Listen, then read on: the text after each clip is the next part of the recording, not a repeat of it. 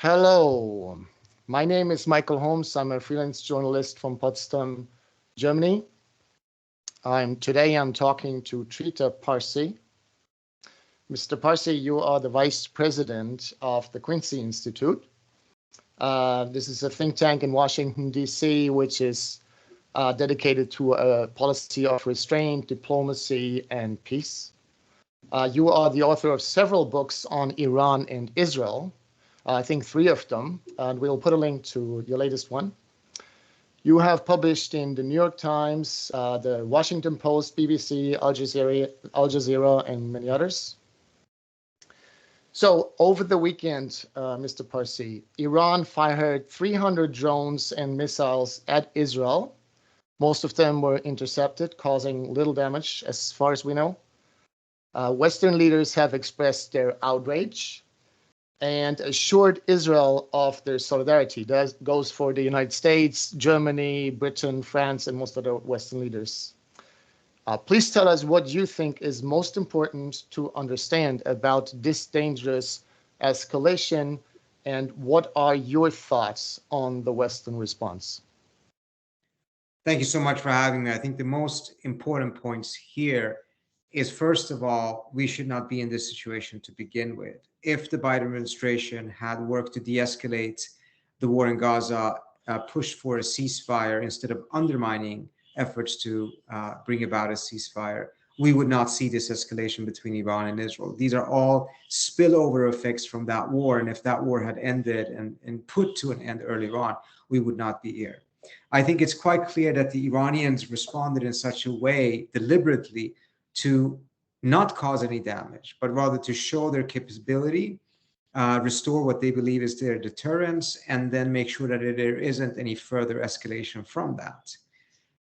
One can look at the absence of damage and perhaps draw the conclusion that the Iranians don't have the capability. But I would remind you that had the Iranians not given 72 hours of a heads up to the United States and Israel and telegraphed clearly what they were going to do, which they did deliberately to make sure that Israel would be prepared, if that had not been done, not only would the Israelis not have had the time to put everything on alert, but also certainly the United States would not have been in a position to be able to participate in that very extensive way of shooting down the drones and missiles.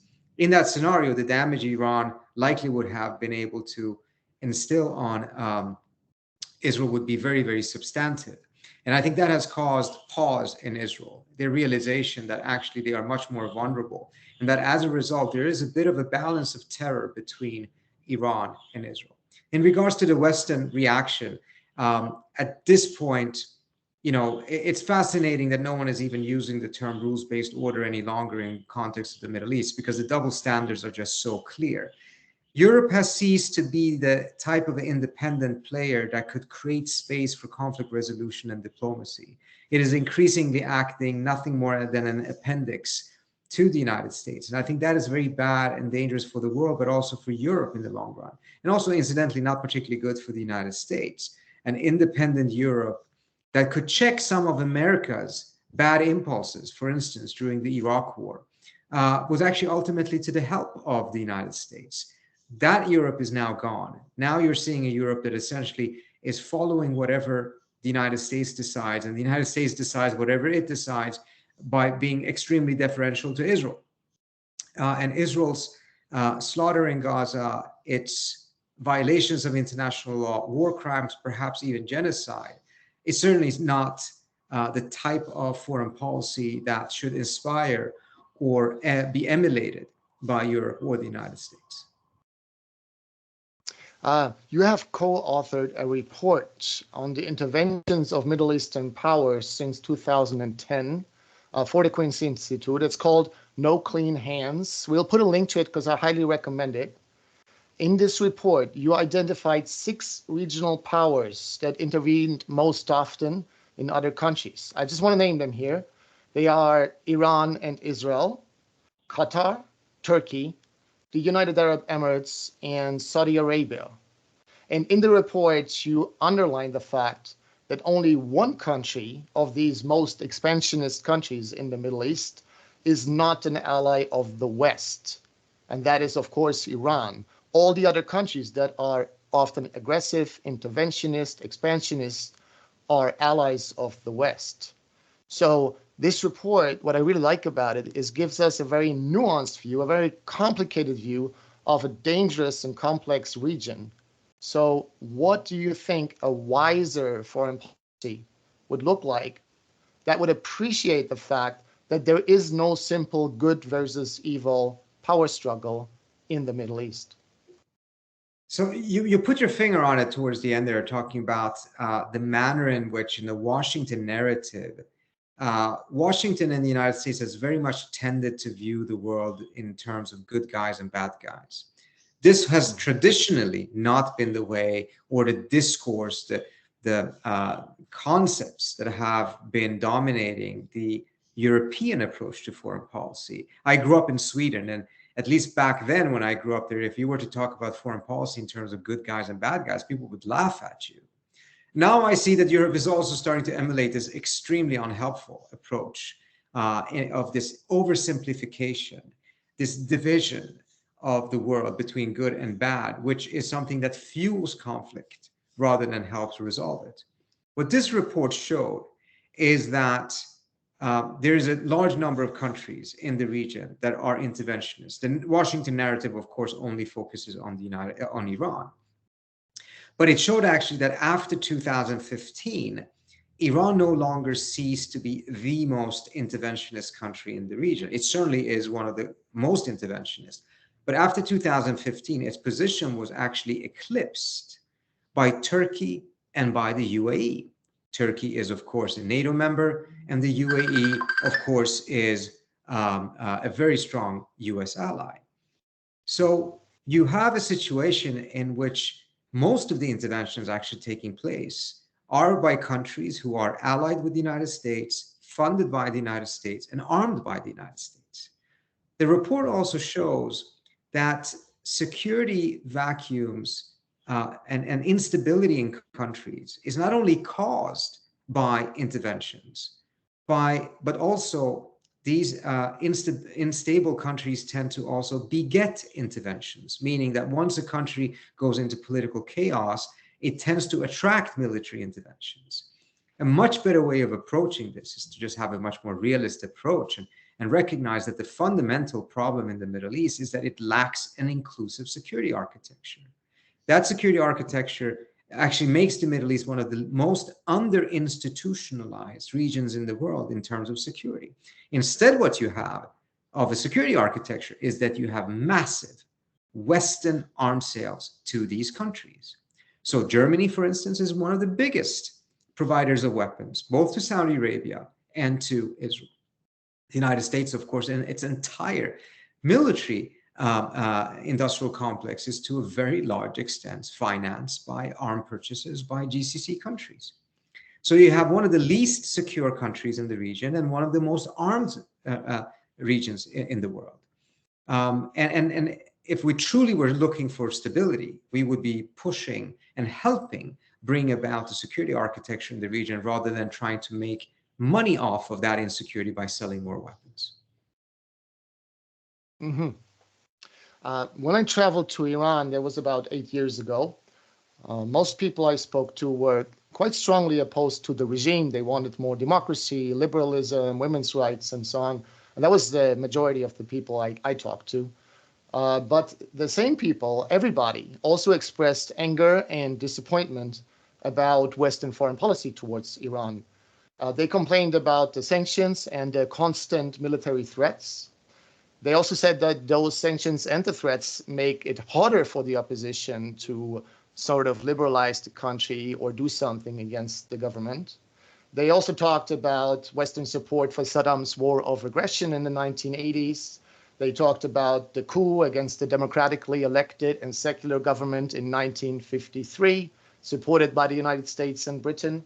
And they also talked about the British and the Russian occupations of the country in the first half of the 20th century.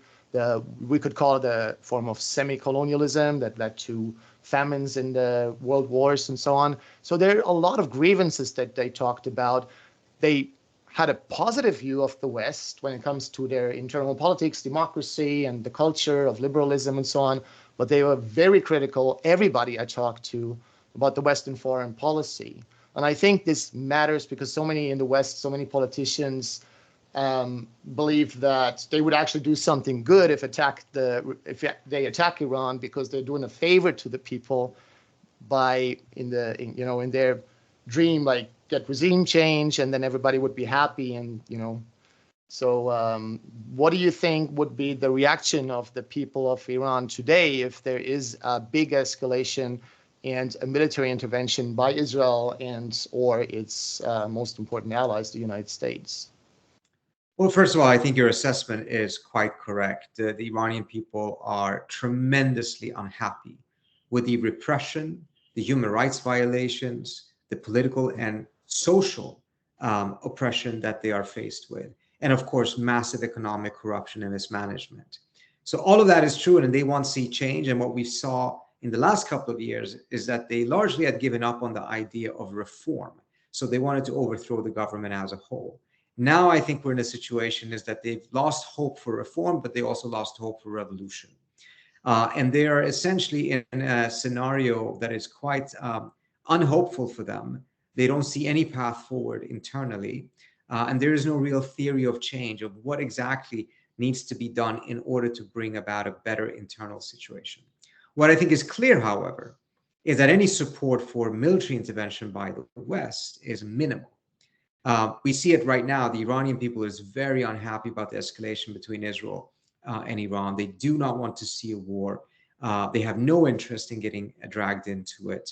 And this is incidentally also part of the reason why the Iranian government actually has been quite restrained in terms of absorbing a lot of blows from Israel, who has killed a large number of Iranian generals and military commanders over the course of the years. And also Iran not actually getting really directly involved in the fighting in Gaza, and even putting pressure on the Iraqi militias that Iran supports to cease attacks against US troops. This is all partly because the Iranians are playing the long game, but also because they know very well the Iranian population has zero appetite for a war in the region right now. But if Israel were to attack, or if the West were to attack, I think you would have a significant portion of the population that would rally around the flag. And I think very significant. But I think you may also see a similar phenomenon in Iran as you have seen in Israel.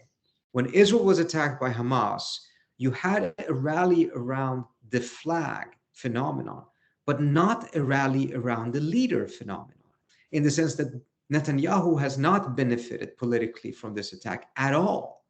The country has come together, unified against the threat from Hamas, but not in a sense of actually rallying behind Netanyahu. He's more unpopular, more embattled now than he was before October 7th.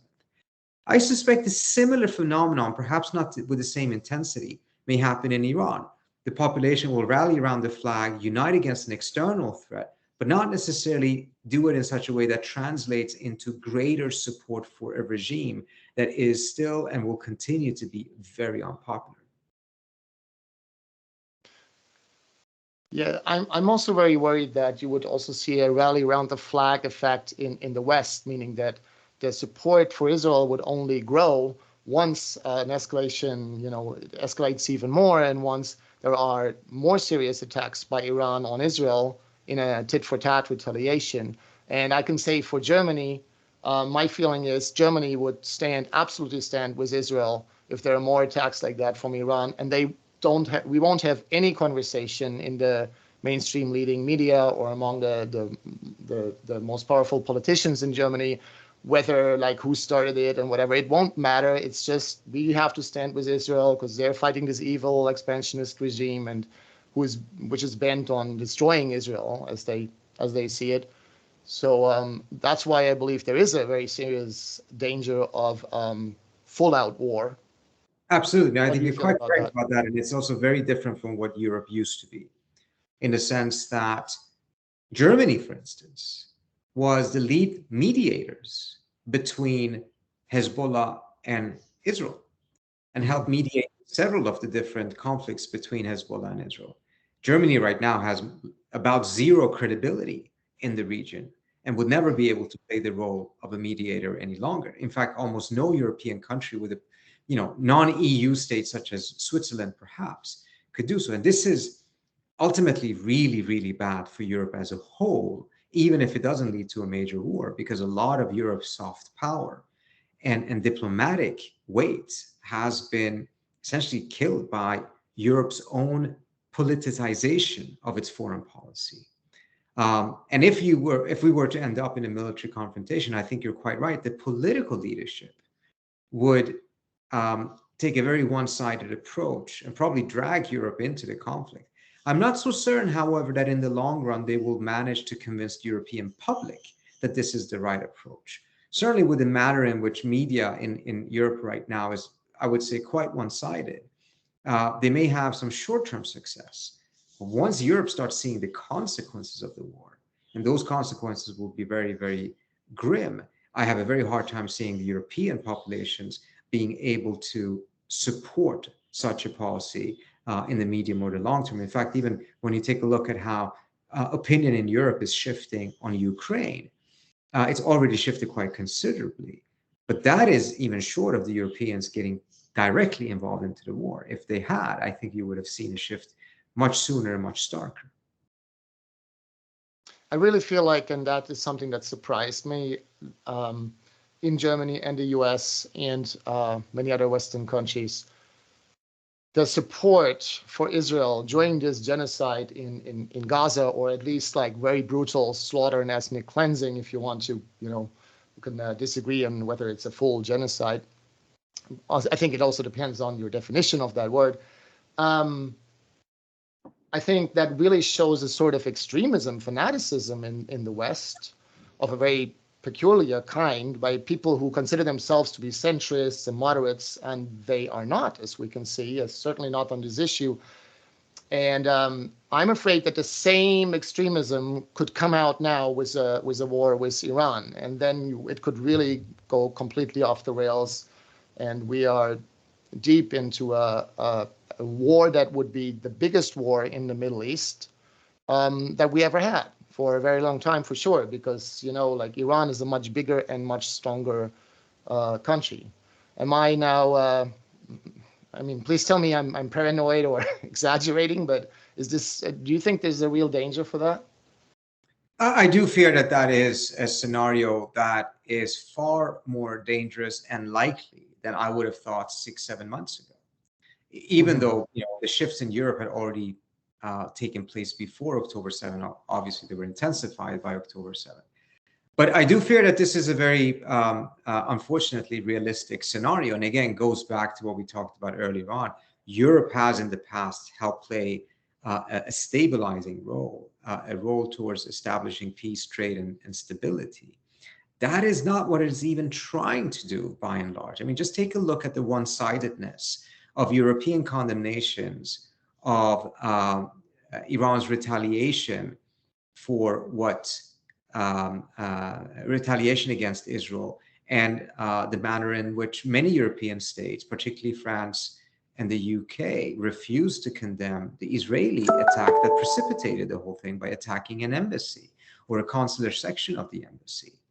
Under normal circumstances, European commitment to the principles of international law would be very steadfast. And I'm not saying that there weren't double standards in the past, but it was nevertheless such that it would be very costly for the Europeans to undermine international law, not to abide by it, not try to uphold it. Now it's as if Europeans or most of the European states have no regard whatsoever for international law. Ultimately, it is impossible, in my view, to see how such an approach actually brings about greater security for Europe itself. Traditionally, support for international law had been the bedrock of European security. That seems to have been abandoned.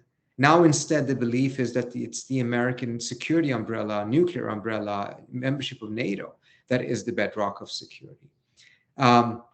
I personally don't think that is true. I think we are unlearning the lessons of Europe's history in the 20th century and going back to a much more primitive approach to foreign policy that will bring about far less security and prosperity for Europe and for the world as a whole.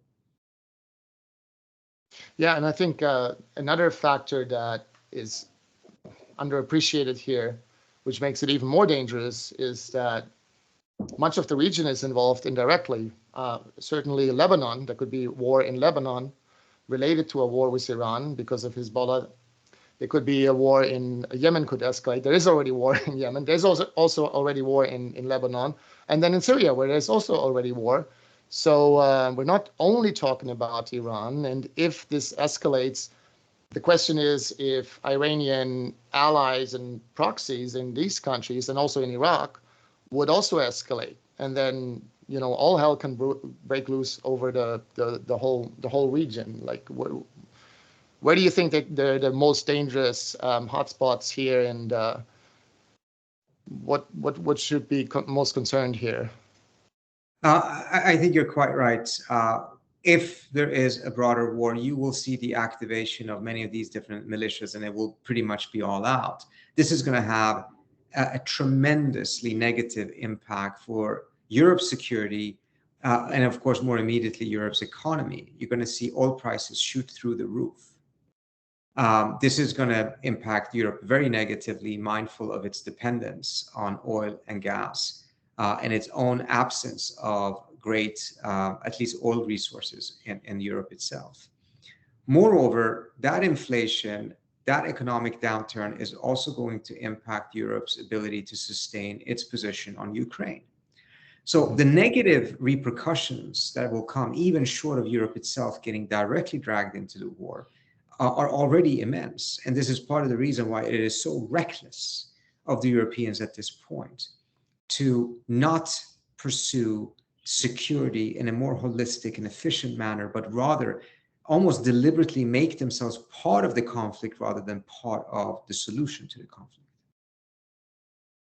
With that, Michael, I do have to run because my next meeting is starting in just a couple of minutes. Sure. Okay. Thank you so much for talking to us. It was a pleasure. And Thank you for having me. Yeah, all the best to you and to Iran also. Thank you so much. Best of luck. Talk to you soon. Thanks. Bye. Bye.